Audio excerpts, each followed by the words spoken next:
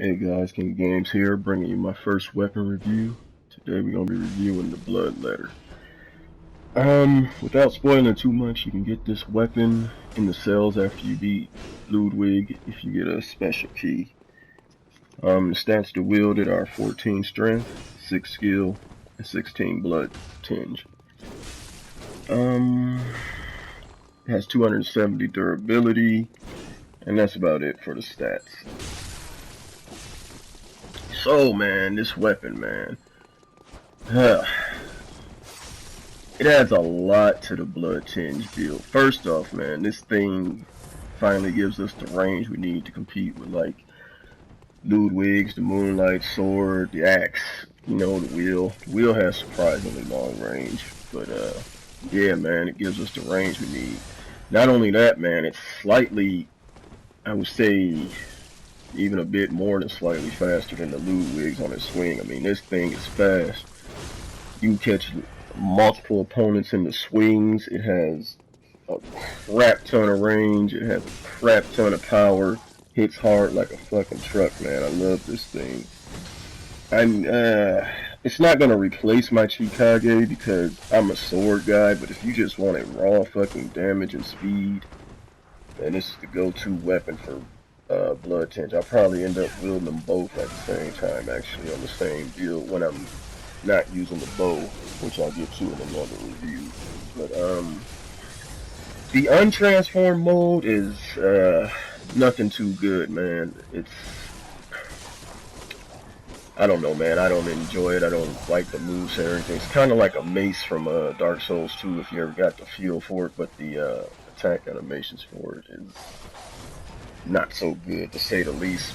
So, in my opinion, you always want to keep it transformed. Now, it doesn't count down and make your health tick down like the Chikage does. Instead, it's just a flat decrease in health from when you transform it onward. So, little trick, like if you plan on using this in two-handed mode, which you should be only using it in two-handed mode, scaling off the blood tinge. Even if it did scale off blood tinge, you should only use it in the two-handed mode. But you can transform it before you go to get invasions if you're the invader, and just heal up before then, or not, since it decreases your health anyway, and that'll avoid the little penalty for the health thing. The charge R2s on this are great, man, for catching people unaware coming in. The dashing attack has massive range on killing them. Man, I can't say enough about loving this weapon, man. I don't see one downside to it. Really, I mean, parrying is a downside to any weapon, but it's hard to parry this weapon as is. I mean, it's just, I think it's more of how it looks than anything, man. But this is a great addition to the Blood Tinge family, and definitely something we needed. A couple other things I want to talk about before I got back to the review is, because I will forget, but people are trying to decide on a new PvP area, and I found this first area to be not exactly big, but it's circular-wise, it's not big, so it's not like an arena style, but I think there's enough space to PvP. And it's constant invasions, you know. I got all these clips in one day, not even a day, but, you know, just a couple hours of playing. The invasion times are much faster.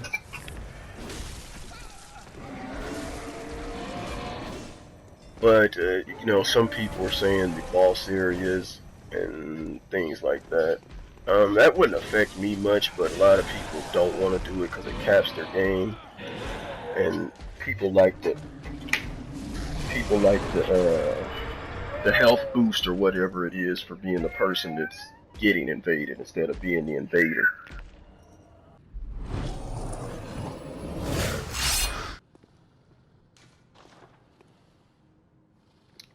But if you don't mind the little health decrease or whatever, then being the invader is fine, and I guess that arena would work. It's a lot wider. What I see the problem with that is a lot of people using the kiting around the tree or whatever that is in the center of that arena. up there in the Living Terrors or whatever it's called boss fight, the one with the multiple giant slimy things or whatever, Formaria. But man, using that to run around and heal would be annoying. I mean, I don't heal unless somebody else heal, but a lot of people heal no matter what. So it'd just be annoying chasing somebody around there. You know, you probably couldn't get a parry off with the gun or anything. The problem I see with this spot right here is, as you can see, it's small. I mean, I get caught in a corner a couple times, and it's just horrible. But if there's an arena decided, or you guys got any idea, or you've been PvPing or something, I'd really like to know, because that's what I do mostly is PvP. So moving on, another thing I want to talk about was players being oh man. Players are, man, they're a lot higher level than, I mean, it's almost causing me to want to level up my builds, even though I won't until I'm absolutely sure. But man, I'm getting, well, put it in perspective, the normal 100 range, you would get about, if you kill somebody, you get about 6,000 to 6,200 souls. They're in the 99 to 102 range.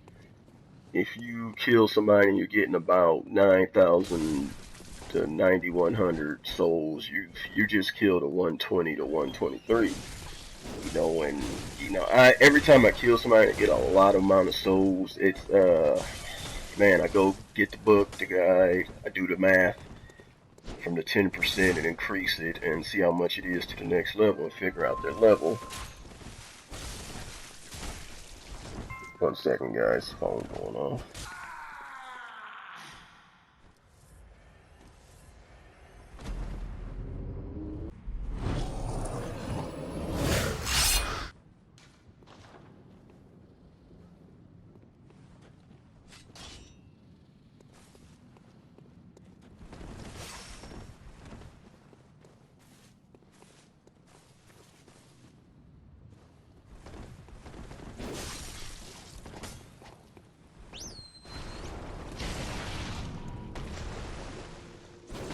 Alright, sorry about that. It was my son's mom. But as I was saying, yeah, you know, I do the math, and I did the math for this video and my previous video with the greatsword. You know, there's guys with, you know, 16,000, 17,000, which means you're in the 150 to 159 range. You know, there's a guy with 23,000 that I fought. He was 190 something, which is crazy.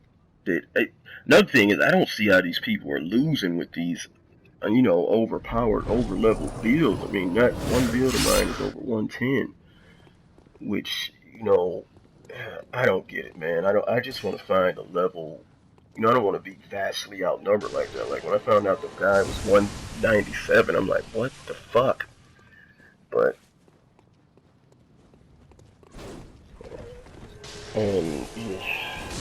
I don't know, man. I just want to PvP at a comfortable level, or I wish there was a way to tell who he was fighting or what level they were beforehand. I mean, I can kind of tell when I'm damaging somebody and their health barely moves, but I find it to be a problem that, and these aren't like PvEers, man. These guys are sitting here waiting for PvP, ringing the bell like I am, and trying to get it in. So I don't, you know, I don't see a reason to be over 130 max. But in order to combat these guys, you know, I might have to move up to 115, 120 just to stay competitive, which I don't want to do. But, you know, you guys got a place where, because I invade everywhere, but mostly I'll be invading in the DLC and trying to find new areas. But if there's a place where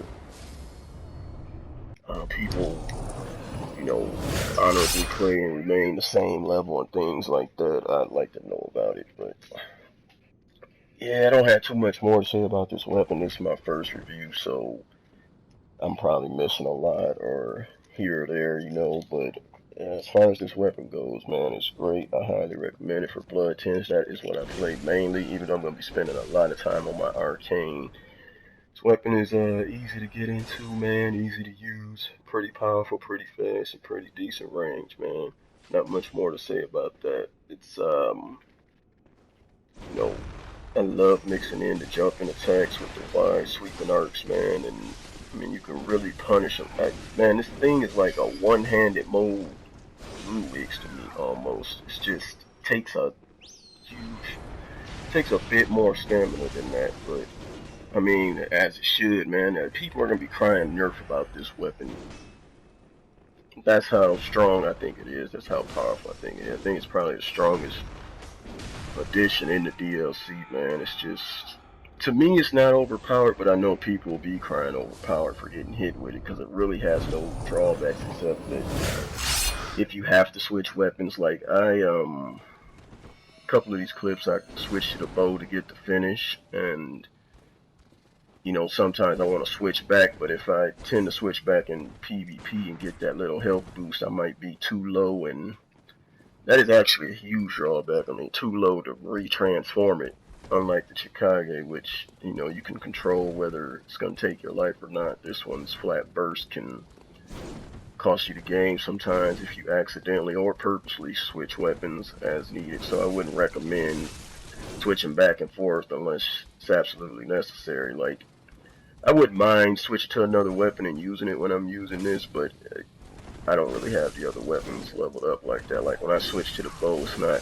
hitting nearly as hard as this, but, you know, as a finisher, you think you're going to finish them off with the bow shot, and they're level 197, like I said, so you can never tell. Sometimes it'll work, sometimes it don't, but just be careful switching back and forth between this weapon, because that health drain, I don't know, it looks like to be about, if I was to guess, 20% of your health. It's less than if you use the blood bullets, I believe. I could be wrong, could be about the same, but my health bar looks like it moves a little less than when you use the blood bullets, so just be careful switching back and forth behind this weapon, and that and the one-handed is about the only downside I can see, but the two-handed style far outweighs any of the negatives, man. I highly recommend this weapon, but I'm gonna get off here, man. Y'all enjoy the rest of the video, and I'm out.